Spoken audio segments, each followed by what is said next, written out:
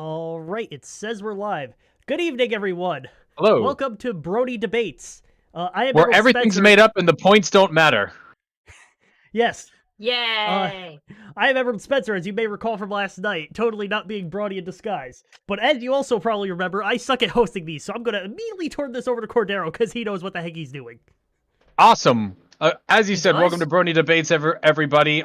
Nothing is different. This is exactly the same show as it always is. I am your usual host, Pony Cordero, and tonight we are going to once and for all ruin Brawny's precious debate show.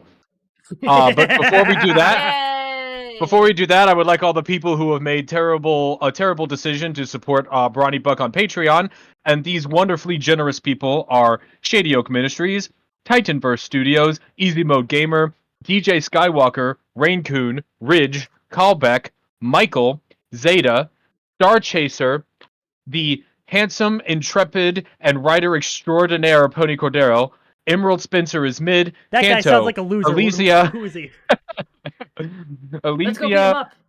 QFlash, Alden, 5th place Princess Heather Blossom, VentureCorp, Rich! Billy Henline, and Sid McConroy. Thank you all for your donations. I have plundered the war chest and stolen all the money. All right. I'm glad that you at least rated me over Flurry Heart. Oh, true. My bad, 6th place. No, I'm kidding. You're above Flurry Heart. I'll turn to my female form. We'll put you in 7th. Yeah. My female form's way hotter than yours. Does Shining Armor or Glimmering Shield count as a princess? I guess if she's Glimmering Shield. Ah, shit. I can't compete with that. Gender bend females are the best. Yeah, they're always like double hot. So That's you just how it acknowledge works. that I would be ahead of you. No. Mid-feet. Or I have not gender bent myself. All right. But So then you just wouldn't be like a gender bent princess, you'd be a gender bent prince. Hey, you could be... Anyway, probably. Well, Well, She heard herself just in her like- confusion.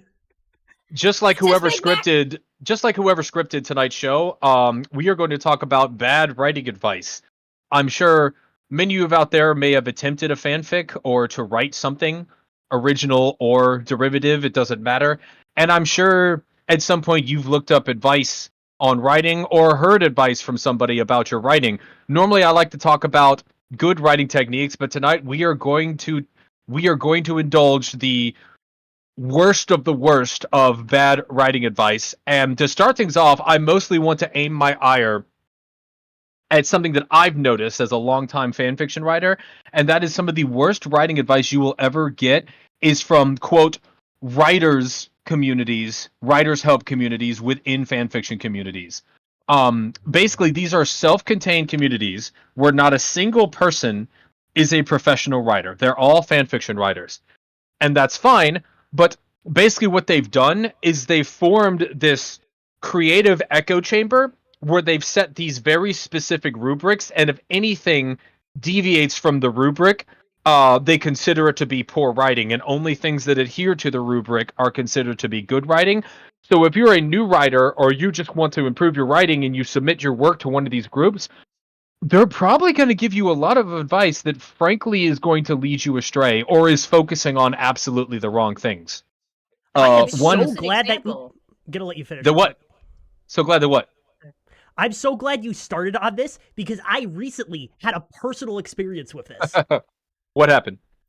So, one of the patrons you listed off there, Alicia Lynette, she's currently working on a writing project. Not going to say too much about it because I don't know how much of it she has public. But she Sure. went to one of these groups. And it's even a little stronger than this because the person she got for advice apparently has written and published actual books. But their writing advice... That's ahead of most fanfiction communities. Yeah. I don't remember if I filled Heather in on this, but I consulted Brawny because this person's advice just rubbed me the wrong way. One of the shining examples I can remember is that this person was getting upset that curly fries were a thing in a fantasy setting, and saying that every example of modern inventions clashed so hard that it completely broke immersion for them. What was this an MLP story or was this a No, this is completely original. Oh, completely original fictional universe? Yes. Yeah, that's incorrect. The thing about modern, this goes with both tech and memes and sayings, phrases, things that are from our world that you put in your fantasy world. the way it works is that you can do it, but you also have to think about it. So if you have curly fries in your fictional universe, it needs to make sense that both fries exist and that somebody would make curly fries. So It's pretty that's much not really sense to me hard in a because it's just a fantasy. food. It's just Yeah, it's like, just cooking how fries in hard is oil. it Like to it's slice a potato Yeah. into a spiral, fry it in oil, and put a certain blend of spices on it that I wish I had pulled up because I had to look up this blend of spices to verify, like, okay, Yeah. it's not like some KFC thing where there's a very specific blend that's a garden trade secret. No, there's all, like, now very basic stuff. if the story was like and then they had some Arby's seasoned curly fries, like that would be a problem. But just Yeah. the thing about, because here's the thing, modern terms and understanding like that is shorthand for your reader to understand what you're talking about. It can pull the reader out of the story if it seems too much like our world and not enough like its own original world. But again, this is on the skill of the writer to know when to reference something from our world and make it also a part of their world, and when to like back off and think of something new. You know, saying like, Yeah. Brandon Sanderson, that's not the first name that name's gonna come up tonight.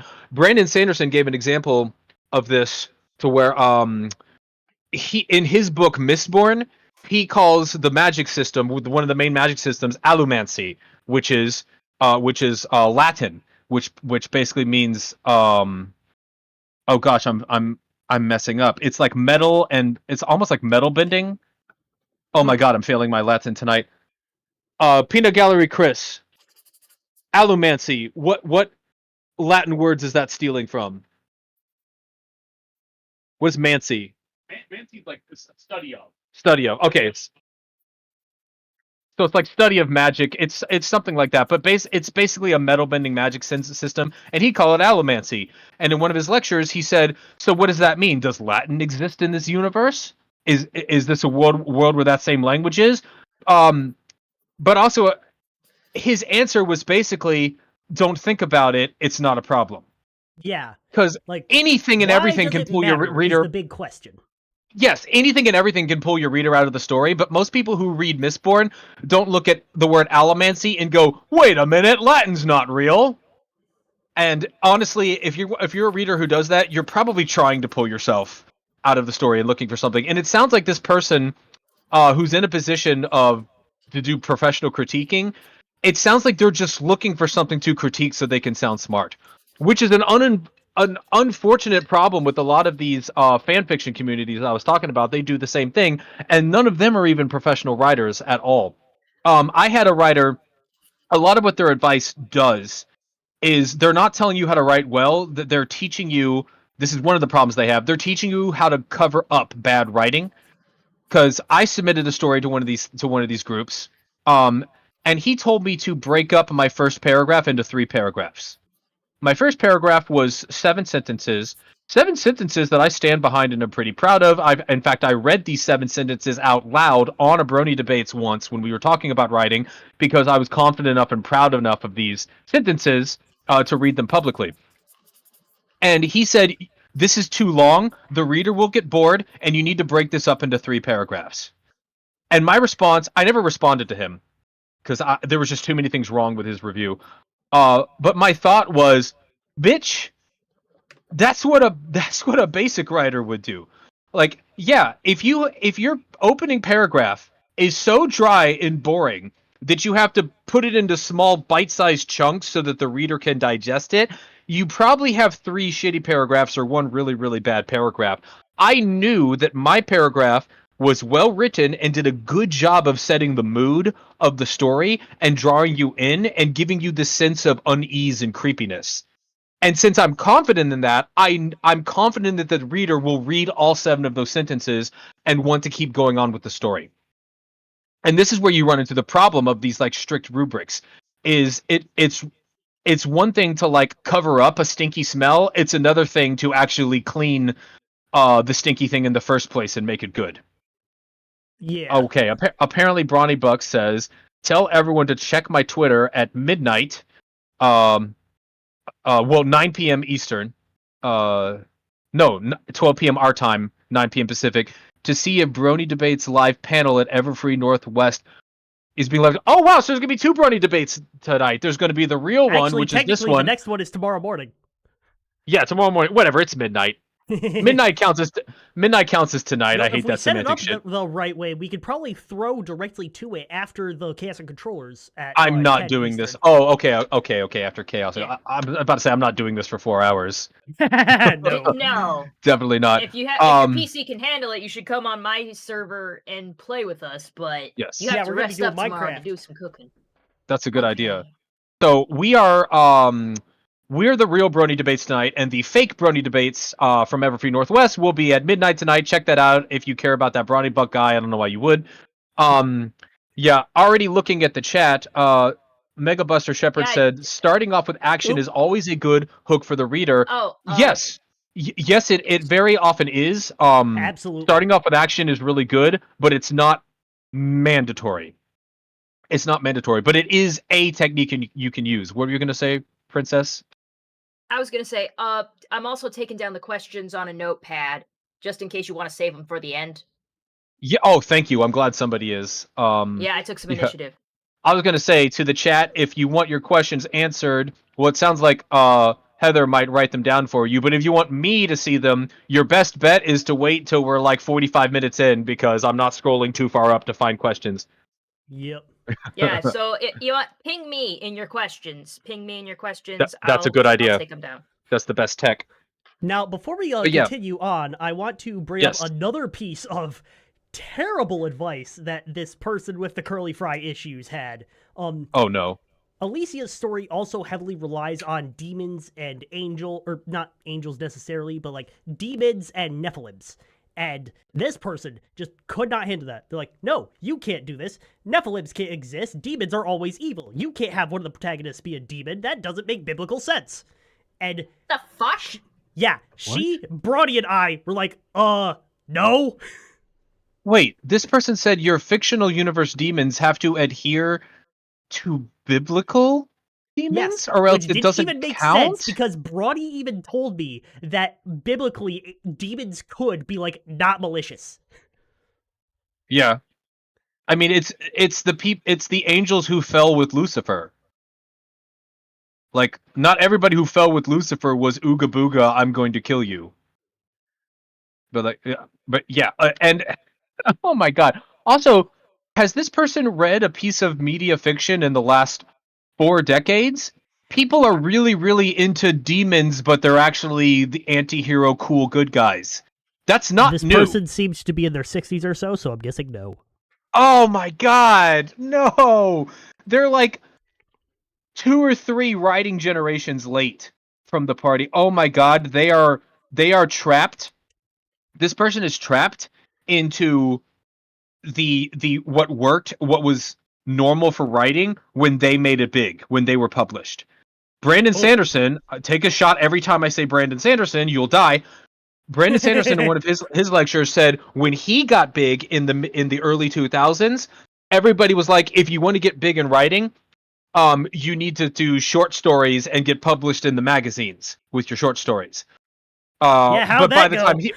But by the time he was being published, that wasn't the way to get published anymore. People weren't reading magazines much anymore, and getting in through short stories wasn't a good way to do it. So that was terrible writing advice when he was getting big. And then he turned around to his students and said, I'm far enough removed from when I got big and was being published that I probably am not close enough to be able to tell you what's good and what will work right now. You should talk to someone who more recently got published. Yeah. The way that writing works, what audiences are looking for, what publishers and editors are looking for, changes over time, and it changes faster than you think it does. Brandon Sanderson. Yeah, nowadays you're going to have to charge per chapter to get into all that microtransaction meta. Oh, God. I hope that doesn't come to novels. Please never come to novels. But, like, Brandon Sanderson was a response to the George R.R. Martin time, where it was George R.R. Martin was really big, and it was like, ooh, fantasy is, like, dark and edgy, and everybody sucks. And Sanderson was a pendulum swing back the other way of, what if there was hope? What if there was hope, and we went back to the fantasy is more wondrous and fantastical, and there is like good conquering evil and such like that, because the pendulum is always swinging. That doesn't make George R.R. Martin bad. That's just meant by that when Sanderson was entering the thing, it was swinging back to where people wanted to hear more optimistic stories. So you have to think about what audiences are looking for. So that's why it's such bad advice when these people look and say, you have to do exactly this or else it's not good. And that's basically what these fan fiction writing groups do. Is they are stuck in one particular model of doing things, and guess what? It's not even a good model. It's not even a model that was once good. At least the old people in writing that were once published, at least they are sticking to a model that was once really good and popular. The fanfiction writers are holding you to a rubric that has never got anyone published and never will. But they have to prove that they're smarter than you, so they have to tell you why your story is worse than their stories. Yep. This is a personal attack. It kind of is, and basically, if you're not part of the end group of a fan fiction writing group, they're going to pan your stories until you've been in their group long enough and start writing the way they're looking for, and then they'll start saying your stories are improving. And you're not really improving, you're just learning to write a very specific way, which may not even be good. Does anyone else have another example of bad writing advice along this vein? I don't want to take up all of the space. I would say that I don't like when people are very they shun beginners who just, they're trying to figure out the roots. I think I was bringing this up to you before the beginning of the stream. Like, I was on a panel with Silver Quill and Josh Scorcher quite a few years back, and we were talking about just creation in the fandom. It's time for drama. And, yeah, it's not gonna fault him for it, because sometimes I wish it too. Like, he was talking about how he kind of wished the fandom had a quality filter, so he was just having trouble finding good fan fiction to read. He didn't like a lot of what he was finding because a lot of it wasn't well written. And I'm like, that's kind of just what you get with fandom. Fandom is a playground for a lot of people who are just figuring out how to express themselves creatively. And I'd say, no, quality filter, that sounds like something that would stunt people who are just getting started. You're not going to be good at the beginning. And people just be harsh. Like, the criticism isn't very constructive. There was a big complaint. It's like, yeah, there's a lot of cookie cutter fan fiction where it's all the same concept and everyone's writing the same thing. And I'm like, dude, that's called having a public writing prompt. That's how a lot of people practice their writing. Like, I guarantee you, there was the concept of this first Sonic Rainboom never happened, and the Bane 6 didn't get their cutie marks that way, right. And they never met. What happens next? There's a lot of fan fictions that have that concept, but I guarantee you, not one of those fan fictions is exactly the same. Yeah. There's always something different, and they're all people who are probably just starting and wanted to use that concept because it was easy to work with. Yeah, giving the writing advice, don't write something that's already been done before.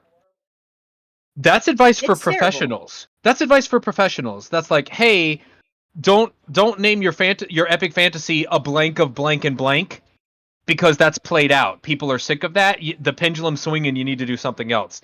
You are not when you're just George R.R. starting, Martin. You are not Sarah J. Maas. So you're not grandfathered into a blank of blank and blank, a crown of thorn and ice and fire and birds and sky and breath. You get the idea. Trend shift. So telling someone, hey, don't write something that's already been done before. Yeah, if you're not a published author and you haven't written it before and you like the writing prompt or you like the style, write it. Learn how to write. There's a huge difference between learning how to write and looking for an audience to sell to. If you just want to write Naruto in space, by all means write Naruto in space. Don't worry about is there a market for this. Worry about learning how to become a good writer. And also for Josh Scorcher, if you've read this prompt before and you're sick of it, read a different prompt. Don't read any more of that prompt. You don't have to click on it, Josh. You don't have to. People can write what they want, and you don't have to read it. Because the person who's writing it, they're not writing it for you, they're writing it for themselves. And the people who are reading it, maybe they haven't read that before. Maybe they haven't come across that prompt. Or maybe they love that prompt so much, they want to read another version of that prompt. Yeah, exactly. Do that. You don't many times I've read a fan fiction about the same pairing getting together in so many different, like, that's like the thing. It's like Rarijack. How did they get together this time? I want to know. Right. I love like the freaking thing starting all over again. It's how Yeah. you just get into something over and over. When it's your OTP, you might want to read a lot of stories about your OTP. Like that's how it goes. Especially with Is it fan fiction. wrong? It's not wrong. So the thing about writing that a lot of people will not admit is you hear a lot of criticism about writing, especially fan fiction, that it's all wish fulfillment, self-insert garbage. And that's true. Most fan fiction is wish fulfillment, self-insert garbage. Here's the thing about writing. Good writing, professional writing. It's wish fulfillment, self-insert garbage. You don't think that Brandon Sanderson, take a shot, when he wrote Mistborn, that wasn't a power fantasy of being a really cool, powerful allomancer who could jump around in a cool cape and bend metal and be like a superhero? You don't think that was a power fantasy for Brandon Sanderson? Most writing is some kind of self-insert wish fulfillment. It's just a skill issue. It's just a matter of writing well. And most people who are writing fan fiction are not necessarily writing to become professional or published or even good in the first place. They're writing because they want to live out that wish fulfillment fantasy. And other people who read the fan fiction are looking for other people who share that similar wish fulfillment, power fantasies or whatever. And that's why fan fiction communities exist. It's not bad and there's nothing wrong with it. I wish people would stop telling fan fiction writers that they're cringe and they need to stop doing it. Cringe is dead, make a Mary Sue. Live your life, write your wish fulfillment fantasy, and be terrible at it. But if you want to get better at it, then by all means, look up Brandon Sanderson lectures, go to lectures in person, go to writing panels, listen to professionals, and learn how to become a better writer and put in the work to become a better writer. If you want to become a better writer through fan fiction, do it. If you just like doing fan fiction and the 20 people who like to read your fan fiction like what you're doing, keep doing that and don't change. It doesn't matter. There's no good or bad. You shouldn't be judged on a good or bad quality standard unless you're trying to be better. If you're not trying to be better, keep having fun. Yes, Rusty Helm, #, make your Mary Sue. You know what? I will take this advice to heart. You know what, Heather? My OC does have meat vision. Yes. And my OC looks like an earth pony, but I'm actually an omnicorn, which is omnicorns are stronger than alicorns, so I'm stronger than all of the alicorn princesses combined. And but my powers are secret powers that come out because I'm the chosen one. Yes, that's my OC. Be the chosen one. Be the chosen one. Yes, we are equal opportunity terrible here, says Dirty Harry Potter. That's a wonderful username. Dirty Harry Potter. It. Speedy, I want to bring up his question now. Meat vision. This harkens back to a conversation I had with freaking. Please elaborate, Spencer, on meat vision. I will let Heather elaborate. This harkens back to a conversation we had just last night about Emerald's OC, because you've seen his OC. It's edgy. The only thing is, it's not black and red. It's black and green. It's not that edgy. And it has just a little bit. You have not seen anything yet. Tinge of edge. Once I finish this Pokemon Go battle, I will send you a picture to prove just how edgy my OC is. He's Celestia's son from a different universe, and also he's a Chaos Prince. That's what his OC is. And he has every superpower. He's like, I don't have every superpower. I'm like, yeah, I bet you don't have meat vision. And I was talking about if you've ever seen an episode of Fairly Odd Parents where Timmy's parents turn into superheroes, and his mom had heat vision, and his dad had meat vision, where like sausages would just beam out of his eyes. That's fantastic. You know what? This is just that one butcher supervillain from Word Girl. Exactly. So, like, yeah, I was like, well, I guess you don't have meat vision. And then, he turns to me and he goes, it's like a matter for Heather, you just cut out for that entire thing. Yeah, you did. Yeah, because I'm giving you dorky voice. He's like, technically, my OC has a matter conversion ability, and maybe I could use it to make me. I'm like, no, don't you do this. Don't you Mary Sue your way in obtaining it's Gary vision. Stew. Whatever. Whatever. Gender you all I want. Brony has taught you well. Right. God, he has. Yes. I punched a light switch the other day because of him. Not because of him, but because that's what he taught me to do when I'm mad. Yes. So if you're just enjoying your fan fiction indulgence, keep doing that. But if you want to get better at writing, you definitely want to look for good writing advice and filter out the bad writing advice. Most of the time, as we've learned, there's exceptions tonight. Professional writers are the way to go. And honestly, I can't be a big enough advertisement for him enough. Brandon Sanderson's BYU lectures, right, on becoming a better writer, literally his college course is just on YouTube, posted by him. So his college level class of how to get good at writing is just on YouTube, and I watch them religiously, and they're amazing. That's why I can't shut the fuck up about Brandon Sanderson. He's helped me become a better writer. We are sucking this guy off this stream. We gotta definitely bring in another writer on this. Oh my god, Emerald, can you put this picture on screen? Do you know how to do that? Yeah, let me switch out the thumbnail real quick. That's amazing. It might take minutes. Oh my god. That's okay. Okay, so bad writing advice. What's bad writing advice? Oh, I've talked about the professionals a lot. Let me talk about how people will take good writing advice and turn it into bad writing advice by not understanding the writing advice. How many people in this chat of the three of us and in chat online, how many people have heard of Show Don't Tell? I have. The old moniker Show Don't Tell. Yeah, it's a huge moniker. And a lot of people misapply it because Show Don't Tell is easy to remember, but it really should be stated as show is stronger than tell. Because what happens is when people are learning how to write, or they're beginning writers, all they do is tell. And their story looks like an outline. It's just going down here's the list of things that happened and things that are said. It's this, and then he said this, and she felt this, and they felt this, and they did this, and it means this, and they felt this, and they did this, and they felt this, and now here they are, and it looks like this, and they feel this. And that's the way people write story. They just tell the reader everything that they're supposed to feel and that's happening. What showing is instead of just telling the audience what happens, you actually set a scene, and through character action and dialogue and the things that happen in the scene, you show them what happens. So like, let me see if I can do an example off the cuff, because I didn't pull examples tonight. Like tell would be like, Sarah showed up at the nursing home and walked into her father's room to find out that her father had passed away that morning. The nurse informed her of what had happened, and she cried with the nurse and was extremely upset for a long time and completely inconsolable. Her dad was very important to her, but now she would have to move on. That's telling. That would be telling. All right. If I were to try to do it as showing, I might do something like, Sarah walked into the nursing home. It was just another normal afternoon. In her hand, she carried the key lime pie that was her father's favorite. She couldn't wait to see him again today. But as she approached the hallway next to his room, she could already tell that something was wrong. The door was wide open, and standing outside the room was a nurse and one of the cleaners.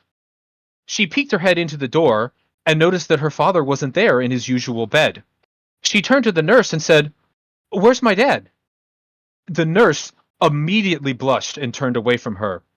The cleaning staff man quickly excused himself and walked away from the room. The nurse turned to Sarah and said, "I'm so sorry. It happened late at night. Your father didn't make it this morning." I'm going on and on, but you get the idea. You don't just tell the audience what happened. You make a scene.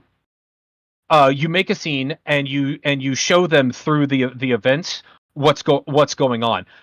You may have noticed that my second example was much longer. My very, very terrible example. I'll work on that for when I'm explaining this concept.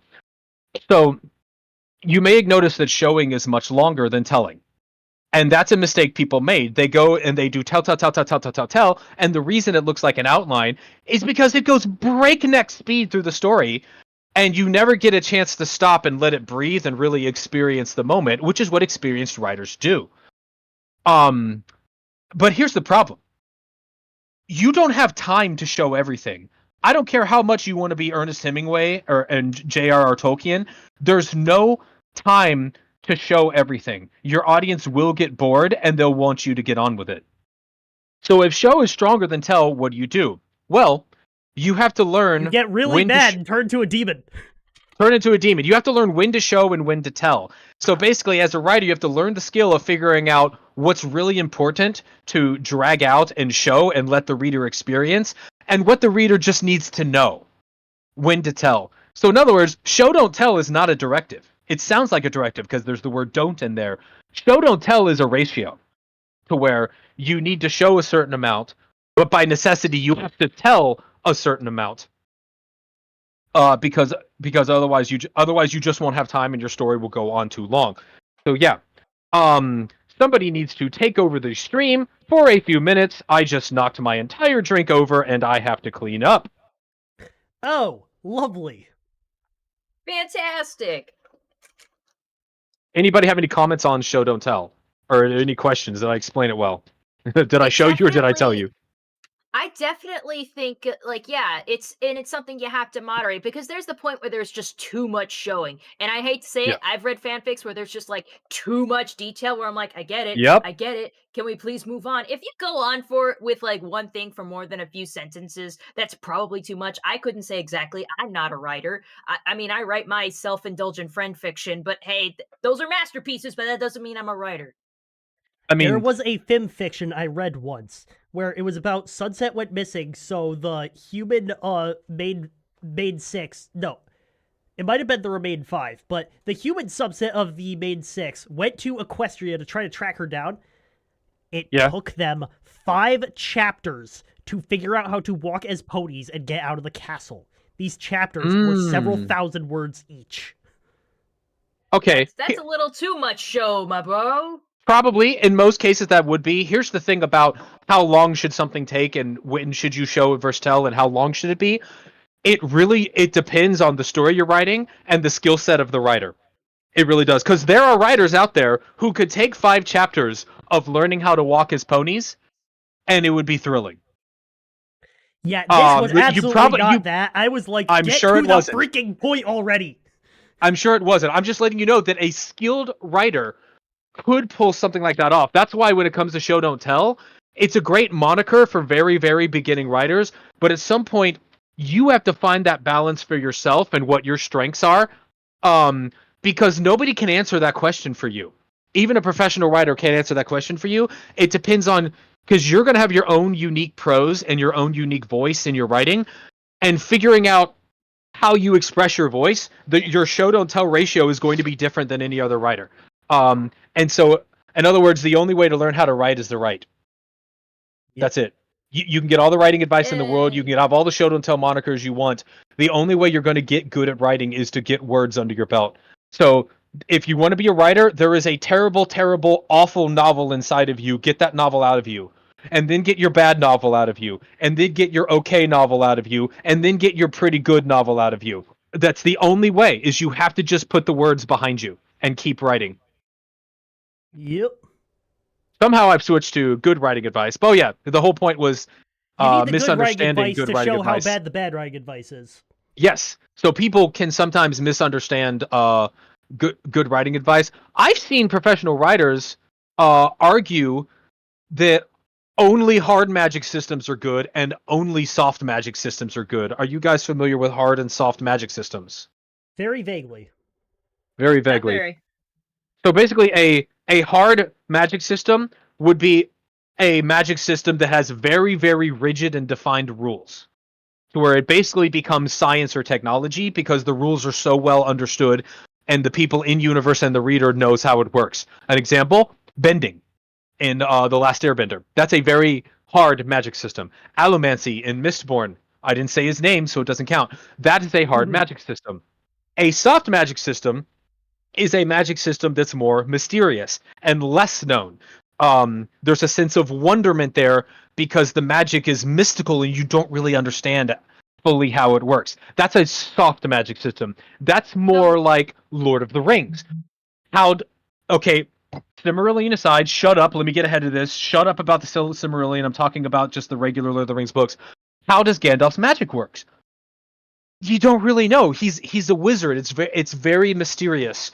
I do know he Lord can't of change the the Rings weather. popular. Right. Yeah. And if anybody in the chat asks me what's Marillion, it doesn't count. I don't care that they explain it later. But the idea is that it's mysterious and less is known. The weakness of a hard magic system is that, well, you take the wonderment and mystery out, and you can lose something. It can become boring. And the problem with soft magic system is, well, a wizard did it. Everything can seem like a MacGuffin, and if you don't know how the magic works, the magic can just come out of the woodwork and solve all the characters' problem. So once again, it comes down to the writer's skill. Are you noticing a theme or thesis tonight? It comes down to the writer's skill. How hard or soft do you want your magic system to be? And if you do a soft magic system, can you maintain that sense of wonder and bewilderment while not turning the magic into a convenient MacGuffin that's just a contrived plot that solves all the characters' problems? And if you're doing a hard magic system, how can you hold on to that cool, grandiose, it's magic, this is fun, without making it boring? Those are the two things. And here's the big secret, Captain. All magic systems are both. It's a spectrum, not a binary.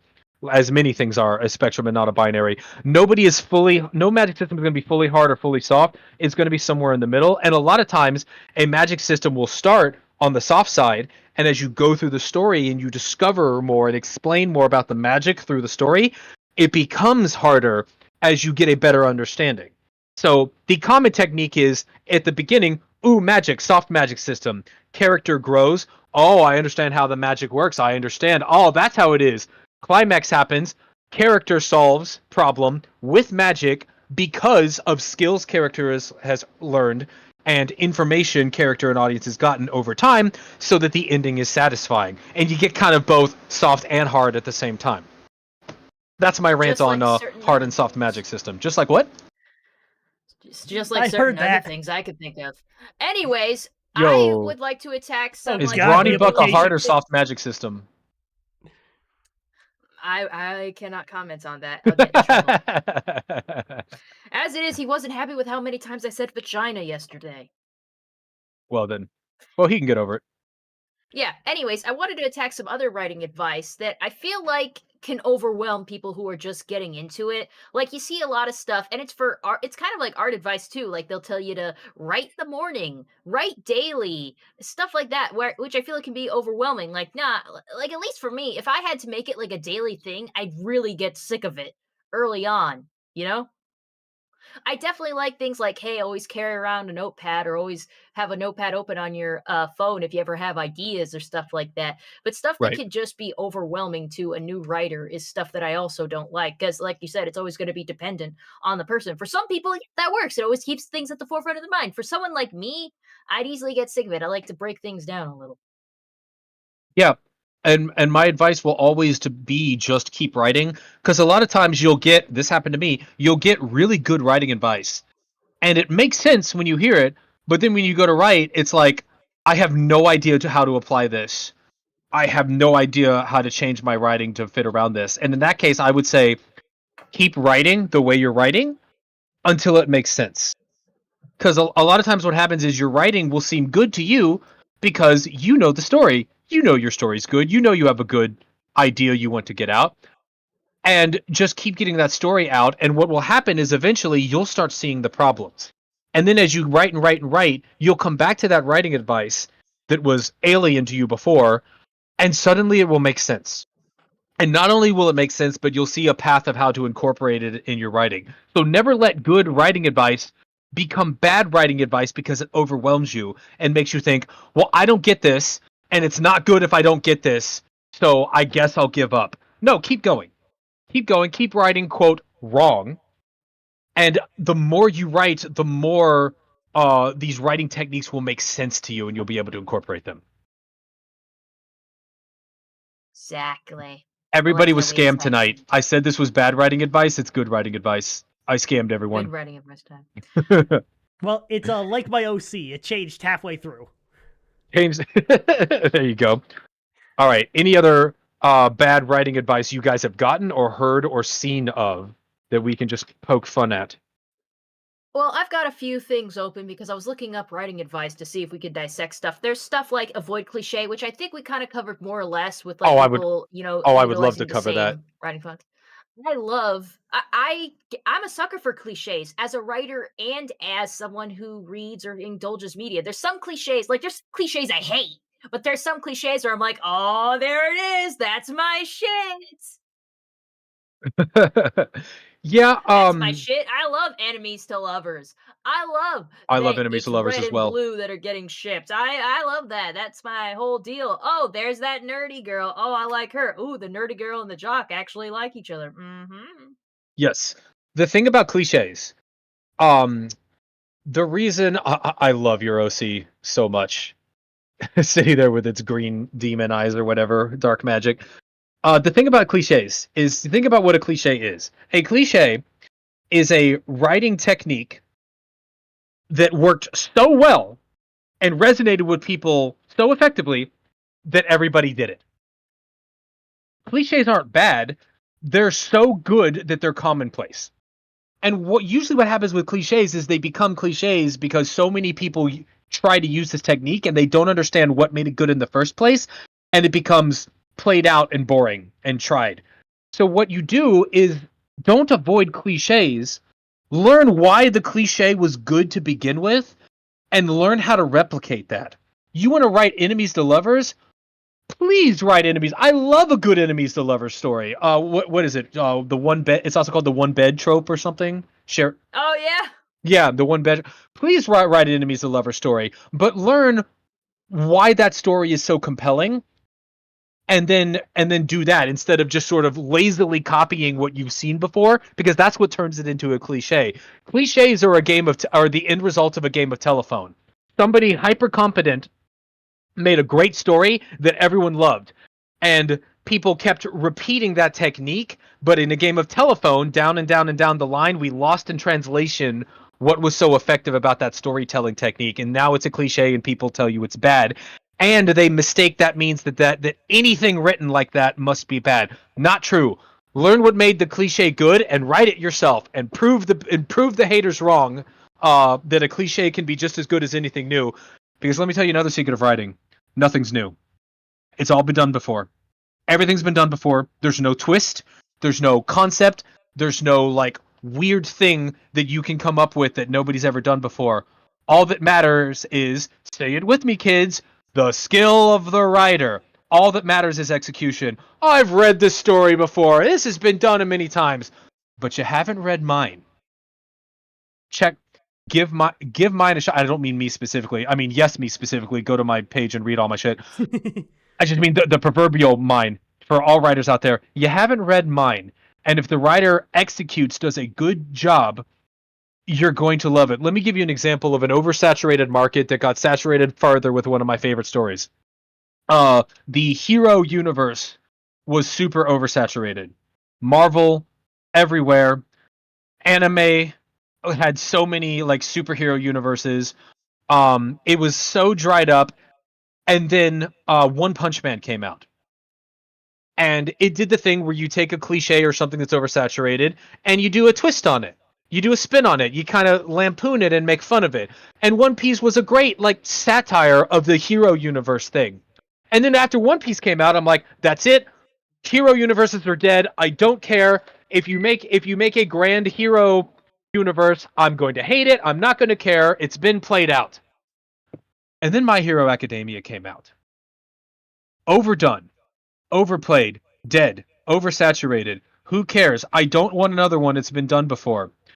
And My Hero Academia brought the wonderment and childlike innocence and fun back to superhero storytelling, and I instantly fell in love with My Hero Academia. Never think that something is so overdone that you can't write it. If you have the bug up your butt and you want to write it, the story is inside you and you have to get it out, don't let anyone say it's been done before. Write it, learn how to write it well, and if you write it well, you'll get your audience. And good writing will always break through, regardless of a market is saturated or not, regardless if the pendulum has swung your way yet or not. Yeah. Anybody got anything for that? Not that. I have like various other things I want you to attack. Particularly, you're gonna have big opinion on this, I'm sure. I went like I said, I researched different writing advices. Advice. What's the plural for advice? Uh, advices. Advices. So I have a few Advice. tabs open. I think it's One. literally advice. The story for multiple advice is advice. It's one of All right, those so yeah, words. Thank you, English. I have multiple tabs open for us to review, like with different forms of writing advice. This is one I find very troubling. It's from LitHub. LitHub is like a literary news website. You know, they're about books, but they're also about popular culture and how writing and literature fits into it. Interesting, but I am for going through their article. I talked to 150 writers, and here's the best advice they had by Joe Fassler on some of the most common writing tips. The Okay. number one thing on this list was neglect everything else. And it's kind of exactly what it sounds like. And I'm thinking that's just a bit too hardcore. They didn't state that this was for beginners. Single mind focus on what you're writing. Single mindedly focus on your writing. Is that what that means? Kind of. Like, let me just read this excerpt here for you. It Please. starts with a simple fact. If you're not making the time to write, no other advice can help you, which is probably why so many of the writers I've talked to seem preoccupied with time management. You probably have time to be a halfway decent parent. And one other thing, David Mitchell, the author of Cloud Atlas, told me. That can mean mustering the grit to let other responsibilities languish. As he put it in short, neglect everything else. Many authors need to put blinders on, finding ways to simplify their experience and reduce the number of potential distractions. That might mean consistently keeping a single 2-hour window sacred, as Victor Laval does. Morning time, he safeguards against the demands of parenting and full-time teaching. For others, it means finding ways to ward off digital derailment. Mitchell does this by setting his homepage as the most boring thing he could think of, the Apple website. Ultimately, the literary exercise is about finding ways to defend something fragile, the quiet mood in which the imagination flourishes. As Jonathan Franzen put it, I need to make sure I still have a private self, because the private self is where my writing comes from. Now, I get that. It's basically just being like, you need to like be devoted to this. Like, you got to just pick a few things that you want to be, because like, yeah, you can't do it all. Like you said, it's like you probably have time to be a halfway decent parent and one other thing. I don't like that, because my life is filled with so many different things. There's trying to be healthy, there's a job, there's friendship, there's cosplay, there's live streaming, there's video games. And that's just a thing. I'd love to fit writing in there at some point, but I just don't see a place to fit that in. And it doesn't rub me the right way. But what do you think about that? Plenty of people are pro and part-time writers, and they have a life. I like the idea of this. I think it's being a bit dramatic and overstating the simple concept that your writing time needs to be your writing time and void of distractions. Yeah, Brandon I totally Sanderson, get take a that shot. one. Take a shot. Brandon Sanderson has talked about this, because of course he has. Basically, his wife and his family all know that the 2 to 4 hours in a day that he sets aside for writing, that's his time. That's his time. He's the guardian of that time. He needs to not be bothered or talked to or taken out of his flow state or whatever he's writing. And his family understands that, and they are also defenders and protectors of his writing time. Don't call him. Don't bother him. Don't go in there. Brandon is in his writing time. And when he's out of his writing time, he's out of his writing time. He's with his family. He's present. He's living his life. So he's spending time with his kids, with his wife. And they realize that, oh, if we help him protect his writing time, and so he can be single-mindedly focused and in the zone on his writing, if we help him protect that time, he'll be available to live the rest of his life when he's not writing. So work-life balance is obviously very important. And yeah, it's just being so dramatic, like, oh, block out all other distractions. But yeah, for 2 to 4 hours a day, whenever your scheduled writing block is, be single-minded in writing. But yeah, you're going to have plenty of time to live the rest of your life. Writing can be a hobby. And you can be really good at it. You know, just like anything else. If I'm playing basketball with friends, I want to play basketball for an hour or two. I don't want to take phone calls during basketball. I don't want to go to the store and do stuff. I don't want people asking me questions about something else. I want to play basketball. It doesn't mean it has to consume my life. Like a hobby or a job, whatever it is, it's easy. It's pretty simple to balance that time. So yeah, it's just dramatically overstated. Which I guess I should expect from this publication. They seem kind of dramatic. Like everything's in Yeah. Times New Roman and shit. Oh wow, Times New Roman, they're super serious. They Yeah, very much are. You should check this out. There's another one. send it to me. Yeah. Like I'm mostly attacking these at the face value. This advice seems kind of harsh, but let's attack this one. Number 5. It's supposed to be difficult. I could agree that a lot of things about writing is difficult, but I don't want to say that like writing itself is supposed to be difficult. But if you like, I could read this excerpt about how they are Okay. describing how you should apply it. Okay. It goes, one of the things that surprised me most is how much the process, even for best-selling and critically acclaimed writers, never seems to get any easier. Khaled Hosseini's Hmm. piece in Light the Dark is one especially poignant testament to this. Material success doesn't blunt the pain an author feels when the words just come up short, but writers seem to be masters at deflecting existential despair, the malaise that takes hold in the middle of a taxing enterprise. I've covered this in more detail in an essay of The Atlantic, so one example in particular will suffice here. Elizabeth Gilbert's concept of stubborn gladness, a term she borrows from the poet Jack Gilbert. It's a promise to take things in stride, to remain cheerfully engaged no matter how difficult things get. My path as a writer became much more smooth, she said, when I learned when things aren't going well to regard my struggles as curious, not tragic.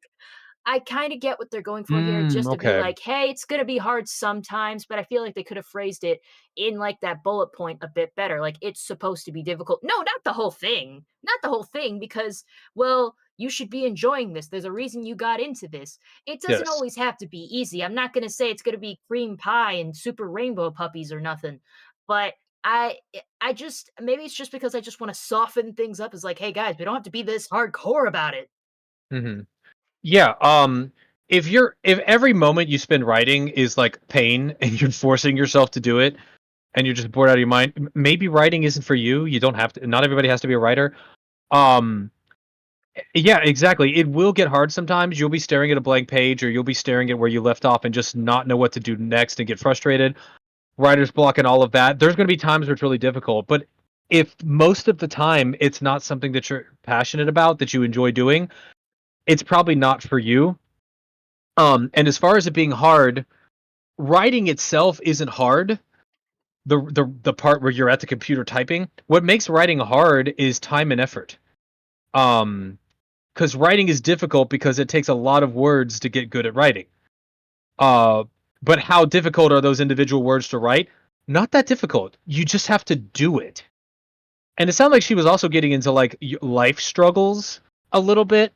And whenever you're having life struggles, look at them as curiosities and kind of incorporate them in the. Did I understand that right? I believe so. It Your sounded there was like a second interpretation. message. There was like a writing is hard, and also if your life is throwing lemons at you, take those lemons and make them good stories. Because I agree with that. Yeah, basically. Like, yeah, take it in stride. That last part I feel like Yeah, saves it. They're like, hey, it's gonna be hard sometimes. And that's why I'm just saying, like, hey, the way you phrased that could have been better. Like, don't say it's yeah, supposed to be difficult. Just like phrase it more like it's going to get difficult at junctures. But you yeah. just gotta grin and bear it. If you get through it, the end results are worth it. But I guess they tried to keep it more, you know, a bit more that it'll like that's like they probably like they accomplished their goal in being like, hey, that's gonna grab someone's attention that we just phrased it like that, and they're gonna want to know what we meant by that, and we did. I So I guess yeah. in that form, their writing succeeded. But also, I'm like, put that if you're to say it to somebody, don't say it like that. I have taken some of the worst and best moments of my life, like the worst emotional states I felt and things I've gone through, and good and bad, all of it above, and have turned it into great moments in stories I've told. There's a similar concept to this in acting called emotional recall in the Stanislavski method of acting, where where in order to play a character, or in the case of writing, in order to write a character and write a story, you draw on your own personal life emotional experiences and you use that to guide your performance or guide your writing. um so like let's say, they always give this example for Stanislavski. Let's say you're playing Oedipus on stage, or conversely writing Oedipus in a story. um Most people have never killed their father and married their mother. Mm. So in order to emotional recall, in order to draw on your own personal experience, you have to think, okay, what would it be like to kill your own father? What would it be like to find out that you married? Like, you have to take the closest relevant thing that you've ever experienced and extrapolate onto that thing that you've never done before, and then use that emotional experience you've had to guide your performance or what you're writing. So if I'm writing a character that's doing things that I've never done before or doing horrible things that I would never do, I put myself in the mental state, a similar mental state that I've experienced in my life that might get me or might be what it would feel like to be like that. And that's called emotional recall. So yes, definitely use anything and everything that's happened to you in your life that you've felt and experienced to become a better storyteller or a better actor if you want to be an actor. Like emotional recall, because I went to acting classes before I was a writer, and I've never heard anyone talk about this connection, but I've kind of like taken the Stanislavski method and applied it to acting. Writing. I've never turned anyone talk about that or make that connection before, but hey, maybe I'm the next big writer to do that. Or the first. It's good. You could be. I could be. Maybe I'll get published one day. Perhaps you will. I think about getting published. You know what I want to publish? Not exactly publish, but get a hardcore. I've been writing this story that is for no one but me, because it's very clearly a self-serving fan fiction of a very thinly veiled shipping my OC with a character in a yandere way. I just want to finish that story. Sure. And then get a hardcover copy of it. And I thought you were going to say hard on. No. That's the other Knowing half. Heather, that wouldn't be a bad guess. No. It was totally spot on, because I want to get that hardcover copy. I want to give it to Brawny, and I want him to read it to me at night. And then I can be thrilled every night with my own creation. Yeah. That used to be a big bonding thing with us. He would read fan fiction to me. Yeah, you guys should keep doing that. Yeah. Yeah, Dirty Harry Potter says I don't care if I get published. You don't have to. You don't have to care about getting published. It's not a requirement to writing. It's not even a requirement to getting good at writing. Be good. Oh. Yeah. Or just here's a writing tip that I'm just kind of stumped by. I got this from Scribe Media, 33 writing tips, expert advice for nonfiction authors, which whatever. Writing tip number 2 is end each day mid-sentence. They said this is a simple tip, and I can't remember where I learned it, but it has worked for many, many writers. Stop each day in the middle of a sentence. This is for people who have trouble picking back up each day. If you stop in the middle of a sentence, then you have a clear place to start and an easy way to create momentum. Okay. I think that's weird, because I would feel uncomfortable with it, because it feels like I left something half finished. I'd at least want to end the sentence. That would bother me. Maybe that's like an OCD of mine. As someone who gets stuck, like, crap, what do I write next? I get where this writing advice is coming from. I get it. Yeah, I think, again, I think they're just really dramatic and overstate everything. Like, yes, leaving something on the table, leaving something on the table to come back to. But usually you kind of do that naturally anyway, because you can leave in the middle of a sentence, and you can easily come back and still have writer's block. Like, it's not going to solve that. But I think most people are naturally going to be like, okay, I'm done writing for the day, but I still have an idea of what's coming next. What I would say to that is, though, what if I left it in the middle and then I come back and I don't remember where and you forgot. Exactly, you forgot with the other half of the sentence, because this is one of those writing techniques that's very specific, and it's like, yeah, try this little gimmick. If this gimmick works for you, by all means do it. And that's all writing advice. All writing advice is good for you if it helps you. If it doesn't help you, throw it in the garbage. Can you take a guess of who said that? I don't want to. It's a Brandon Sanderson quote. Take a shot. Shut up. Yeah. Okay, here's another needlessly specific one. Writing tip number 5. Make 250 words your daily word count limit. Don't put numbers on stuff. Yeah, putting numbers is bad. Write what you feel comfortable writing. I've heard the 250 number before, where 250 is about how much fully written and edited and polished words you can get in one day is 250. So in other words, you might write 2,000 words, but then you only keep 250 or something if you're being really critical. I've heard stuff like that. Write 10,000 words if you're feeling it, if you're in the flow. write 100 words if you're struggling and can't think of much. Yeah, putting a number. I always disagree with putting a number on stuff. If you want to put a number on something, figure out your own habits. Start, counting how many words you tend to write on average. Like, oh, when I'm in a good writing session, I write this many words fairly consistently. Well, then that's your number. That's your number. Know that you will probably write about that many words. And as far as polishing and refinement, some people are more refined on their first draft. Some people are way less refined on their first draft. Some people need several redrafts. Some people need dozens of redrafts.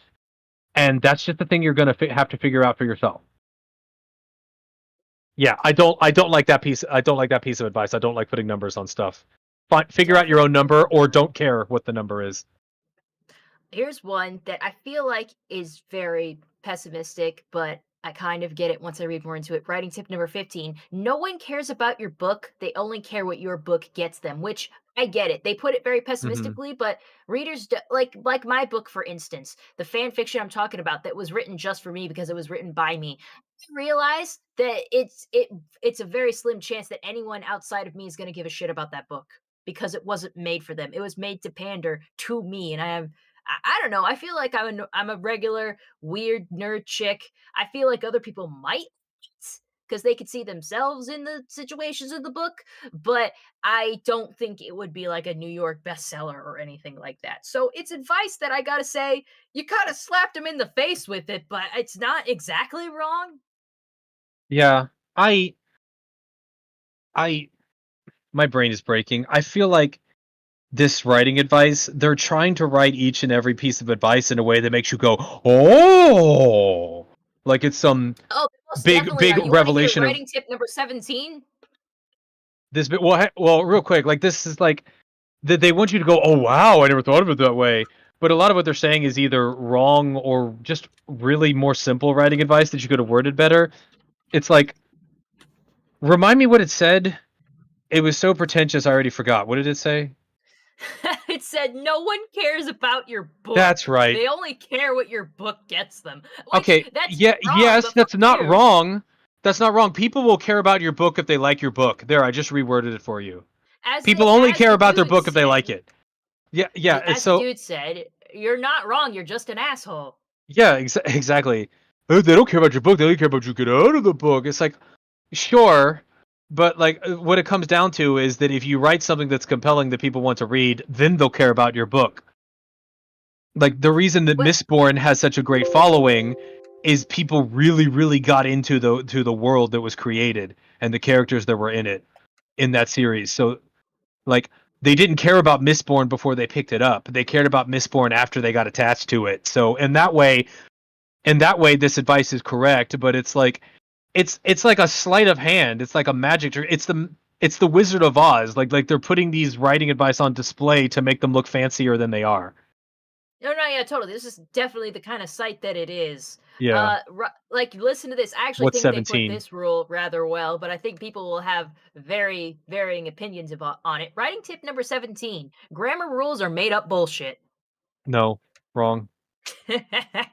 Grammar rules are the way you want. Do you want to spell brownie like BR? Ouchie? That you write it the way you want to write it, bitch. Who's gonna read it? Oh my god. I do know what they're talking about with writing rules are made up. I believe it wasn't until the early 19th or late 18th century that using literally in the place of figuratively was completely intolerable. Because there are several well-known authors. Right. It's slipping my mind right now who they were. I'll have to look up the Adam Ruins Everything episode. But several of them used phrases such as, I was literally the apple of her eye, or something like that. Oh, yeah. Right. That's not right. Yeah, people use literally as figuratively. I'm not getting into that. That's whatever. Etymology, it changes. Yeah. Grammar rules are very important and you need to adhere to them. There's some nitty-gritty of grammar that you can change. Like there's stuff that writers will disagree on. Should you use semicolons and ellipses? Should you use all caps? Should you use bold text? Should you use indentation? Like how often should you follow all the comma rules? Should you ever use a sentence fragment or only use complete sentences? That's where this advice makes sense. There's debate about that. But if you're using Brownie and you're spelling it Brownouchie or whatever, and that's just how That's you just want Brownie incorrect to be, spelling. there better be a fucking in-universe reason, story reason that you're calling it that's like lore based or interesting. Because if you're just doing it because you feel like it, that's going to pull your audience out of the. Why is Brownie Brownouchie?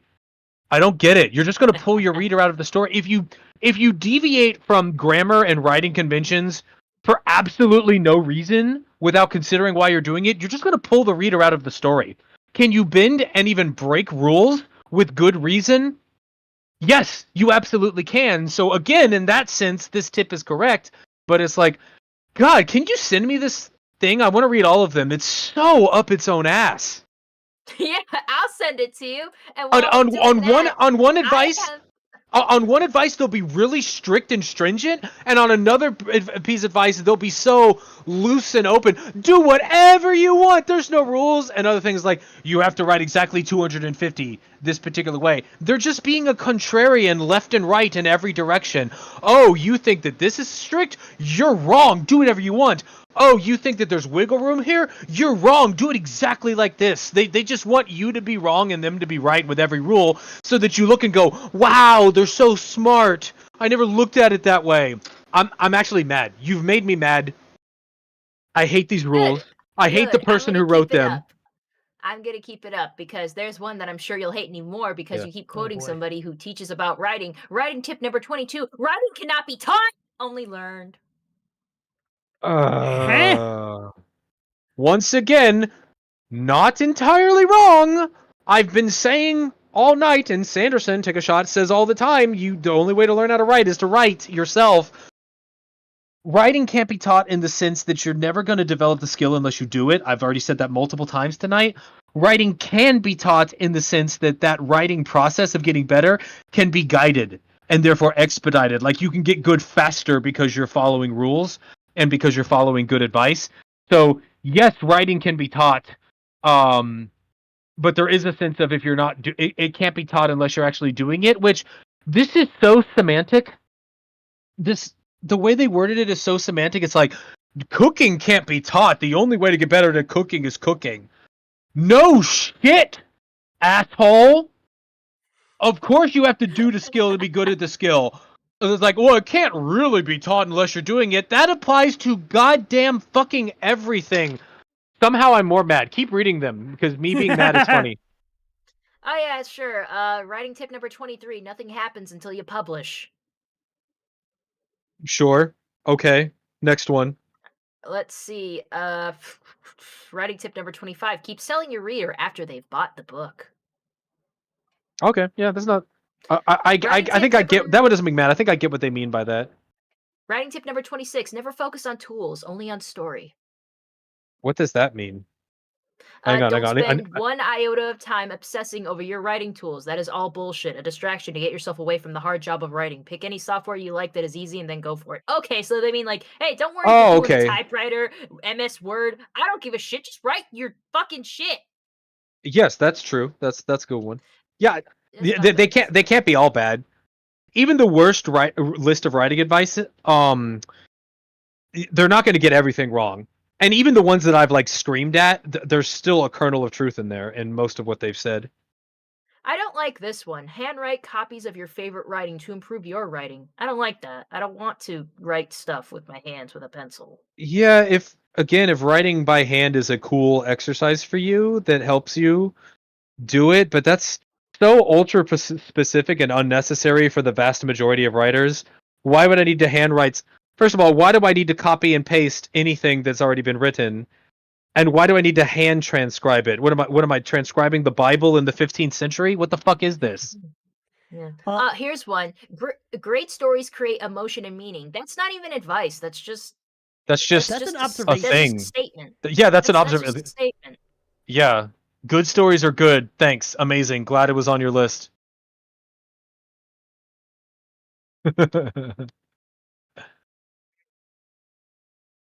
I don't hear your mic. Or you're not saying anything. Here's the last one, number 33. The only absolute rule in writing is do what works. That's the last one they have, and I'm That's like, that's the best thing that's the best rule they wrote, and I've been saying that all night. Yep. Yeah, a lot of the articles I have really reiterate stuff. It's always like, follow your passion, write what you're interested about, write what makes you excited. Yeah, no, I was gonna write something that was totally boring for me because reasons. You know what's funny is you could take that 33rd rule and negate the first 32 rules with it. It's funny how That's nebulous the way writing these is. articles go. Yeah, it's like write what works, and guess what? What works for you might break all 32 of the previous rules. It's true. Because you know who gets up in front of his class and says, what I'm telling you works for me, and a lot of what I'm telling you has worked for a lot of great writers.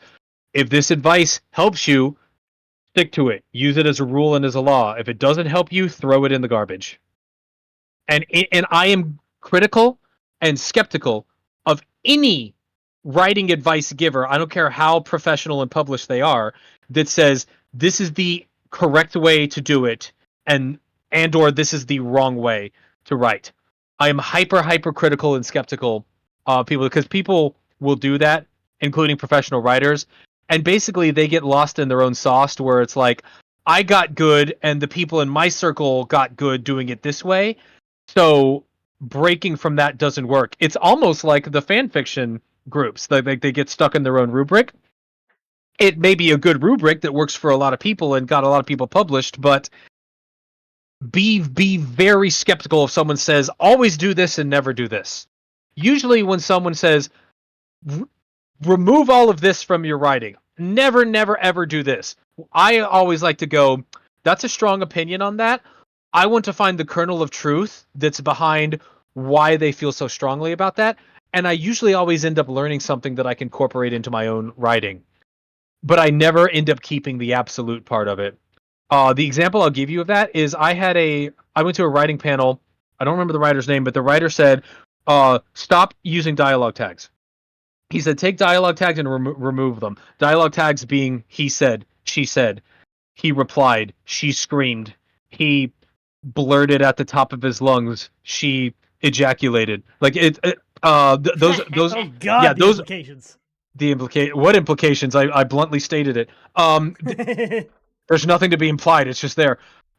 Those are dialogue tags, and this writer said, don't write dialogue tags. Instead, give your characters an individual voice that is so distinguishable that you don't need to tag who's saying it. And I took that to heart and went, well, that's the professional, they must be right. And I went on this stint where I was writing and completely removing dialogue tags. And you know what I did? I learned how to give my characters unique voices and dialogue that was easy for the reader to recognize.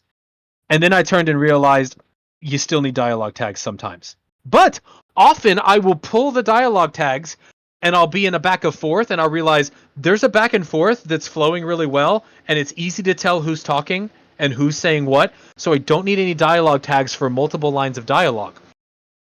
But I didn't hold on to the always get rid of dialogue tags, because I still do need dialogue tags sometimes. But I learned something that I was able to permanently incorporate in my writing. So even if somebody is spewing an absolute that's probably not really an absolute, there's usually something to learn from it. But keeping that Sandersonian philosophy of acclimate all writing advice to you, keep what works and throw out what doesn't, that's going to lead to the most success for you as the individual writer. There's something like, I'm not necessarily sure if this, and this is a different article. This is from jerryjenkins.com, writing tips. And they had like a list of 40 that are actually from writers and authors. I wasn't sure what to think of this one. It's number 14. It's develop your spiritual practices. And even reading what the author said about that, I didn't quite understand. It's from What do you mean by Lisa spiritual Tenner. practices? Yeah, like Lisa Tenner, book development coach, said, develop your spiritual practices. They are the greatest support for your writing and your creativity. With them, you'll write with greater ease, break through blocks more easily, and have the stamina to write consistently and from your heart. I don't get what she means by that, though. So I think that'd be bad advice in that I just don't understand what she wants. Yeah, not unclear. Please explain. So she's like, get your spiritual. I think this is just once again the get a process and get used to and comfortable with your process. However many words you write, however often you write, however many drafts you need, get your process and make sure that your writing time is your writing time and you're not distracted. I think that's what this is saying. If you want to get through writing blocks better, get a method and make sure that your writing time block is sacred and people can't interrupt it. That's what I got out of that. It's just worded very confusingly. Make sure your spiritual process is created just for you. Like, all right, bitch. I write characters like you, but I'm not like you. That was mean. I didn't mean to call her a bitch. She's not really a bitch. Yeah, we don't That know was for this lady, comedic. That was so- for comedic effect. Sorry, On that note, sorry, shall we Lisa. switch to audience participation? Yes. Yes, I have a few things listed here, and I think I pissed you enough with like all the stuff that I had. AJ Oh my God, Pearson said, I got so worked up. Brony was Yeah, getting jealous of how relax. worked up you were getting. I know, right?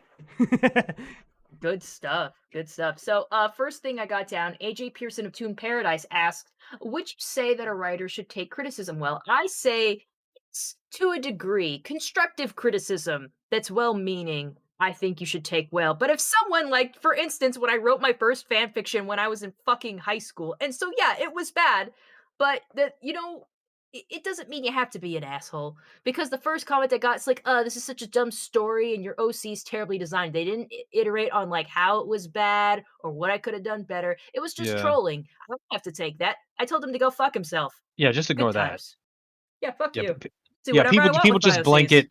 People who just blanketly says this is garbage, like that's useless. So just throw that out like it's garbage. Yeah, so just you'll be able to tell when someone is trying to criticize you, like, in a helpful way. Like, there are people who, like, guys constructive criticism, like the person who had a freaking stick up their ass about curly fries. Fuck that advice. Yeah. Yeah. Bad advice. But What more do you want to say on that question? with the Anything else? I had something and I lost it because somebody was messaging me something. Give me a quick 2 sentences again. It was, would you say that a writer should take criticism well? Oh, right, the criticism thing. Yeah, the thing about criticism is a skill you're going to have to learn at writing is how to take criticism and when to incorporate criticism advice and when to throw it away. Because it's not always very simple. People just being haters aside, sometimes people will be very well-meaning in their criticism, and it's not good advice that they're giving you, because you can't incorporate every reader's advice. Your story will just be middling and nothing.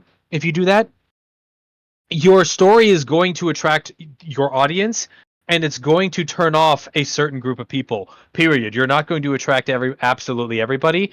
So part of it is finding your audience and your voice and your style. And also, people will give well-meaning criticism, but it just doesn't work for your story. But often, sometimes what criticism means is not that you're wrong or that what you're doing is wrong. It means it's not coming across to the reader. So in your mind, you might be like, this is how the story is going. This is what I want to happen. This is how I want to tell it. And the reader goes, this is confusing. I'm confused.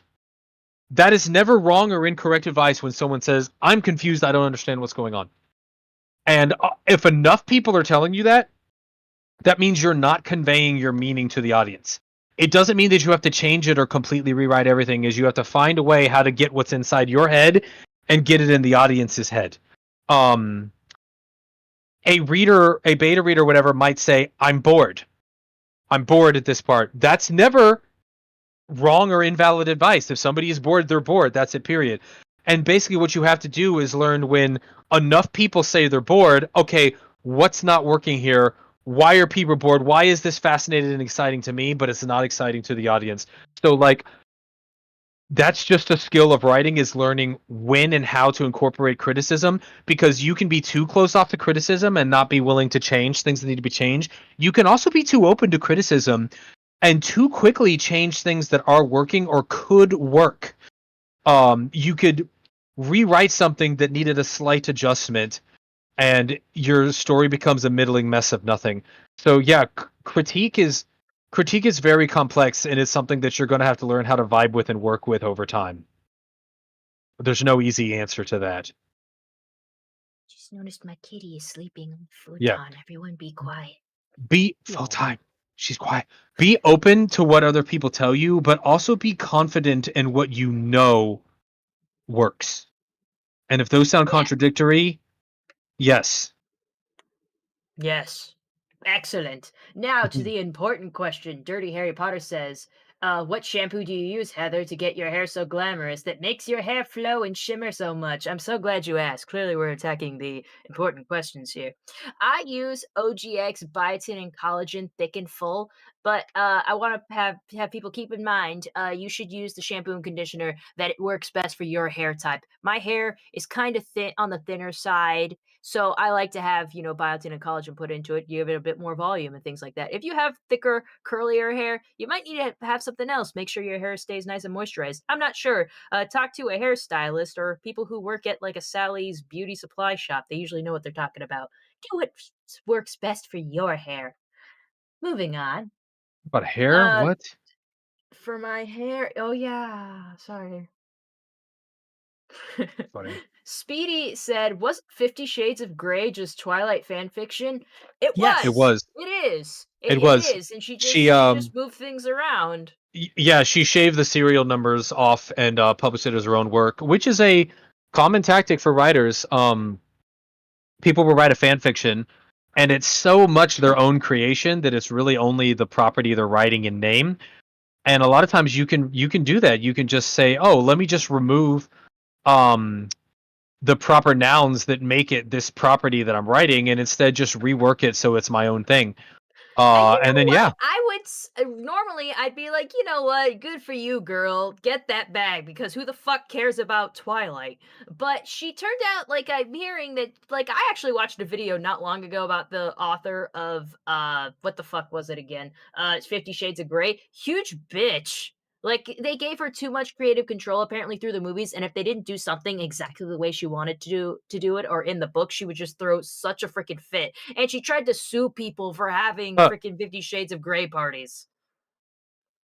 Weird. Wait, they were just gathering at their house and reading 50 Shades of Grey? It was either that or they were fucking. Which, don't you fucking put laws on my orgies? I mean, their orgies. Why was she trying to shut it down? Why did she think it was intellectual property? She was just pissy about it. It was on her Weird? upper ass.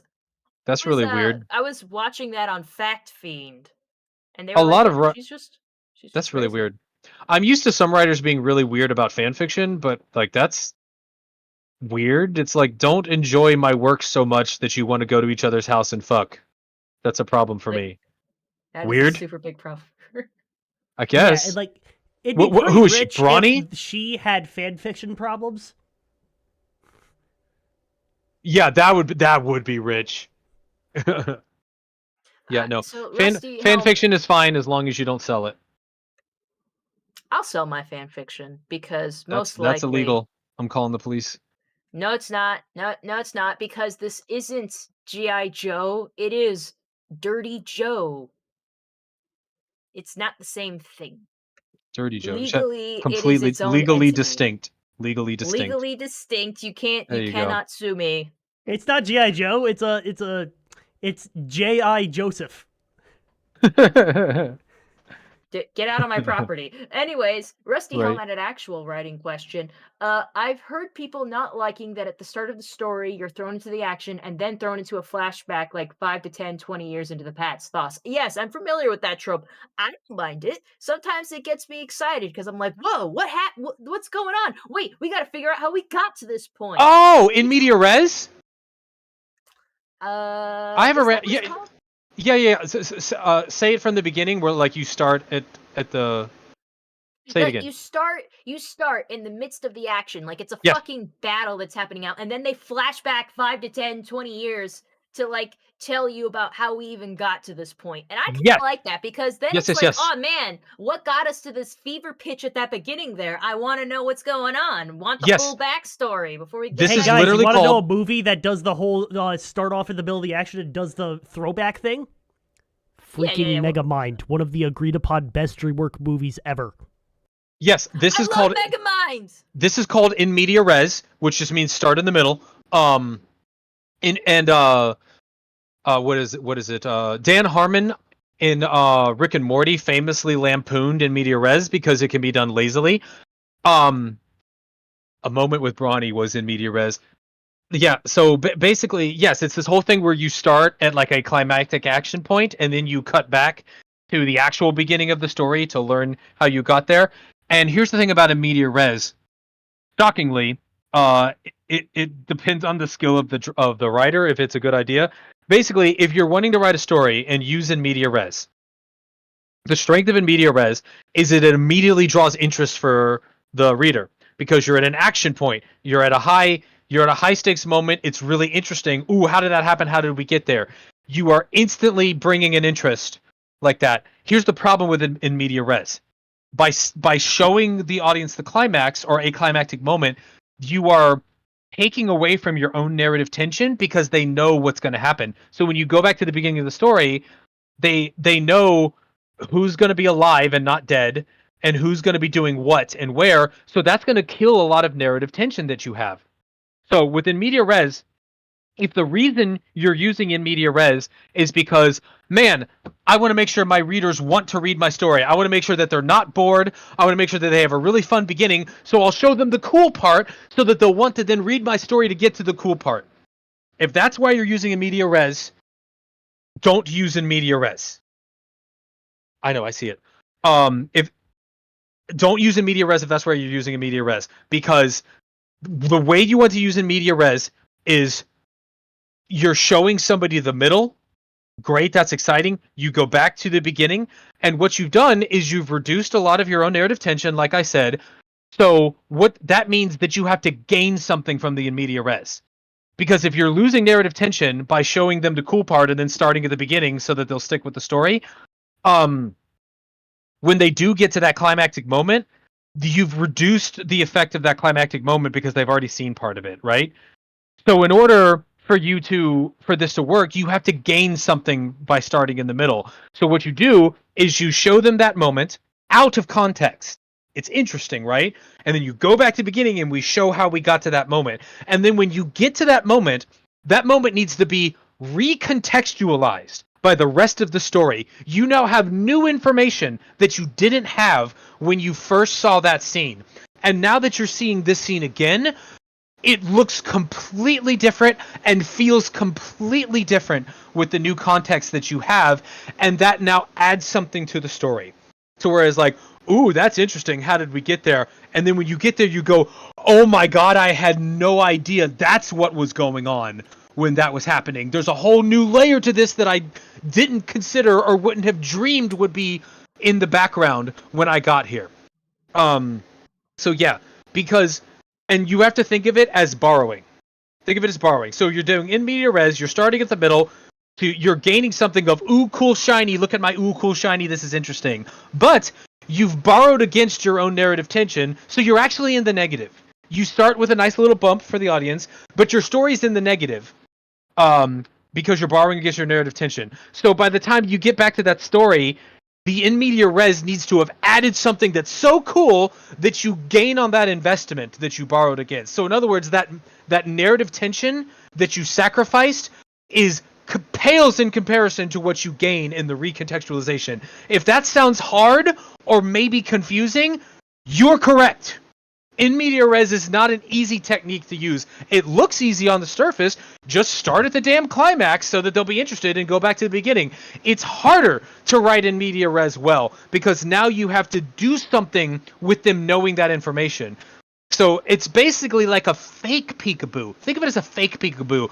Ooh, look at this cool, interesting moment. How did we get there? You think you got a peek, but you have no idea what was actually going on when you got that peek. And when you get there, the new recontextualized version will enhance the way you interacted with that story. Let's go with Megamind because you gave that example. Why is Megamind so cool? Why is Megamind's use of in media res so cool? EmeraldSpencer, I'm putting you on the spot. Why does it work in that movie? So, unfortunately, I haven't seen the movie recently enough to remember everything that's happening in the moment, but Damn, me Megamind either. is falling through the air, reaching for some sort of gun, and you get to see everything that leads up to that point. And one of the reasons Megaminds works so well is because, first off, the story leading up to it is just amazing. But also, you have now learned that he's falling through the air because of a screw-up that he did that was so bad, he put a, what's the word? Sociopathic simp in the superhero seat. But one of the things that works amazingly about Megaminds is that is not, you're not spoiling the end. You're just learning how he got into danger. You still need to figure out how he gets out of it after you catch back up. Right. So you know that character's going to be alive. You know he's going to get into danger.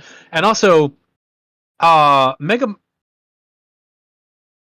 I haven't seen enough of Megamind. I can't really comment on it. Fortunately, Brawny Buck saves the day for once. He says the Emperor's New Groove did a really good job in a media res. That's true. Yes. Yeah, so the Emperor's New Groove starts you off in the middle, and it does like a comedic spin on it. So a lot of what you're gaining is a comedic retelling of how you get to the climax. And one thing you don't know when you get your false peekaboo at Cusco crying and being like that, like, oh, that's sad. The llama is sad. But then like this must be a sad moment. But then you get back to that point in the story and you realize that this is a huge character growth moment for him, and he's actually turning a corner to become a better person. Where in the movie it looks like it's just a negative, but then when you recontextualize it, actually yes, it's a low point, but this is a net positive. He's going to be better after this. So that's an example of doing that. Can anybody else think of a good in media res and not a shitty rip? Yep, that's me. I bet you're wondering how I got here. Not the meme. I can't stop thinking of... I haven't seen Hoodwinked. What'd you say, Heather? I was gonna say, yeah, I can't stop thinking of the meme, honestly. Yeah, there's a reason it's a meme. It's because it's really easy to use in media res lazily. And if you use it lazily, it sucks. And the Rick and Morty criticism of it is correct in that regard. New writers are very bad at in media res. So tread carefully. I'm not saying don't use in media res, but understand how to use it properly and why it should be used. If you're just using shorthand to cheat the audience into being interested in your story, your in media res will fall flat. Just tell the story linearly. And my recommendation would be, unless you have a really, really, really, really cool idea that can use in media res well, just write your story linearly. Get good first. Yep. I'm very sorry to cut off all the interesting discussion, but it is currently 9:30, and we got half an hour to go before Heather and I have to be on a different stream. So can we lightning round the rest of the questions? All right, yeah, all let's wrap up. Let's wrap up. AJ Pearson of two paradises. In the case of MLP, if something in an episode doesn't make sense, try to understand from the character's perspective. What do you think about that sentence? Sure, why not? That was too fast. You lost me. I read slow. I'm a slow reader. MLP, if you read slow, I'm reading it to you. I know. I think someone slow is too. asking if something in an MLP episode doesn't make sense. Well, actually, not asking. That sounds more like a statement. Saying that if something in an episode doesn't make sense, thinking about it from the character's perspective. What do you think of that technique?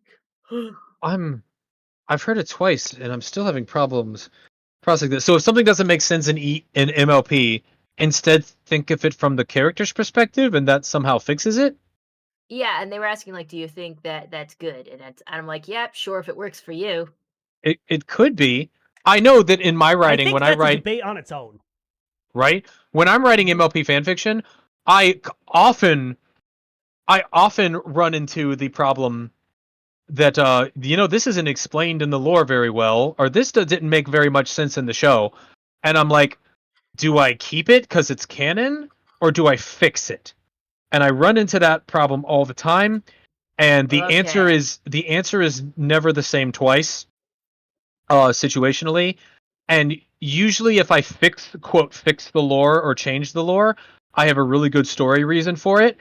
And if I just leave the plot hole or the problem or the weird thing, then that means it's not really a part of the story I'm telling, and it doesn't really matter to the overall story anyway, so I'll just gloss over it. All right, In that sounds case. good. Brony Buck says, I'm curious to know what the panel thinks of writing advice I've given my students before. Has Brony given you guys any advice on writing that you thought was good? It's probably been throughout the years. Yeah, it's been a hot minute since Brawny gave me writing advice, and like the big one he always gives is write more. One writing advice I will critique Brawny on is he likes to tell people stop writing long stuff, write short stories to get good at writing. The skill of novel writing and short story writing are two separate skills. They are not the same thing. Getting good at short story writings, you'll in general get better at writing, but it's not going to teach you the skill of novel writing because they're very different. A short story, you have to tell a complete story in a very compact amount of time, and it's arguably harder than novel writing where you have more time to develop characters. And so novel writing is going to be very, very different. So I like to tell Brawny that telling somebody to write short stories is not necessarily good writing advice. I would recommend, because like the heart of Brawny's advice is, don't write your freaking grand epic magnum opus as your first thing. Write shorter novels and shorter novellas and just get a novel underneath you. If you want to write novels, write a novel. If you want to write short stories, write short stories. But whatever you do projects that you can get through relatively quickly and move on to the next one, because your first book is not going to be good. You're going to need to do several projects to really get the skill of writing underway until you can write something that you're truly proud of. Great. I think you're misunderstanding the frickin' meaning of a lightning round. But good advice. I think the good advice that I'm going to ignore that he gave me is to stop using anime tropes facetiously and doing stuff like that. Fuck you. I'm going to keep making people yandere and use very stereotypical settings because it's funny. Anyways, Panapunky says, Brawny got mad at you, Heather, because of the last stream? Not really. Not really. He was just kind of like... He might be. We don't know. He's not home yet. Oh, we misunderstood Brawny's question. He wanted us to know if one specific thing he said in chat was good writing advice. Good writing advice, he says. Don't be afraid to seek more opinions. Yes, Brawny, you're correct. That's pretty safe one. I don't know how that could be bad. And I covered this earlier. Seek more opinions, but learn how to decipher how those opinions can help you. Yeah. Lightning round version. That one. Brawny got mad at me. No, not really. He's just kind of like, that's Heather. Yes, so that's how we go. Gojillian said, here's the question to ask. How many of you are familiar with the late author Terry Goodkind, and do you think he's a good writer or bad writer? I'm going to say no, I don't know him. What about you? Terry who? I don't know a ton of writers. Terry Goodkind. I don't know. I know a handful of writers that I'm very familiar with. All right, you don't know them, so you don't know. Okay. Yeah. Diego Reyna says, I have one. When writing for the first time, what are some of the most common errors one can make? Just bullet point it. Bullet point it. Yes. If you're a beginning writer, the first thing you're going to do is you're going to write an outline and not a story. So learn how to actually set a scene and write a scene. Learn how to show instead of tell, so that it's not an outline. And then after you've mastered showing, learn when you're supposed to tell, because your showing is going to be too much. There you go. Brawny just commented with the writing advice he wanted our advice on. If you're not good at show versus tell, try to describe a famous place on Earth well enough that I can guess the location without you naming it specifically. Ooh, I like that exercise. That's a cool exercise. Yes, fantastic. Yeah. Everyone's genius here. Anyways. So like imagine standing at the Grand Canyon and just like describe the cliff base in the Grand Canyon. Yeah. Fantastic. That's perfect. A fantastic exercise. Back to the question I was actually talking about. A common error, I think people go too big. They'll try to spend too much time on world building instead of focusing on what people actually care about within a world, and that's the characters. I just said that, or I just said a version of that. Yeah, your version wasn't as fun. Yeah, don't write your grand epic magnum opus. Learn how to write first honestly, on projects that you're less passionate about. That sounds weird, but if this is the great story that's in your heart that you want to tell, I'm sorry, it's going to suck the first time you write it. So unless you're willing to rewrite it a lot, write other stuff before your magnum opus. That's a tough one. That's a hard pill for a lot of people to swallow. All right. Dirty Harry Potter says, Heather, would you not say that everyone has their own style and that you should find your style and just groove with it? I think, yes, we've said that collectively throughout the stream. Totally. Awesome. Cool. In agreement. And Yeah. that's all the questions I had saved that seemed good. Let's remind everybody, Brawny Buck said, tell everyone to check my Twitter at 12 a.m. Eastern Standard Time, 9 p.m. PST, whatever the fuck. Pacific to see if the Standard Time. Brony debates, whatever, check it, because you gotta see if the Brony debates live panel at Everfree Northwest is being streamed, y'all. Yes. And thank you everyone for coming out to the stream tonight. Once again, I'd like to thank the top Patreon subscribers of Shady Oak, Titanverse Studio, EasyModeGamer, DJ Skywalker, Rein-Kun, Rein-Kun, that's one person, comma, Ridge, that's another human being, Callback, Michael, Zeta, StarChaser, Pony Cordero, EmeraldSpencer, Kanto, Alicia, QFlash, Alden, Princess Heather Blossom, VentureCorp, Billy Henline, and Sid McConroy. If you'd like to be on the show, we'd love to have you. If you get on the Patreon for as low as $1 a month, you qualify to be a guest on Brony Debates. So just get on the Patreon, get on the Discord, become part of the community. You can join the Discord without being on the Patreon, but to be on the show, you need to be on for at least $1 a month. And again, we'd love to have you. We'd love to see you in the Discord. Hop into Symposium and learn how to hate each other, or go into Atrium and actually chill out and have fun. And once again, thanks for coming, everyone, tonight. We'll see you on the next debate. Yep. Have a good night, everybody. Peace. Bye-bye. Go to my stream after this one. What did we learn? Nothing. Applejack quote. Next.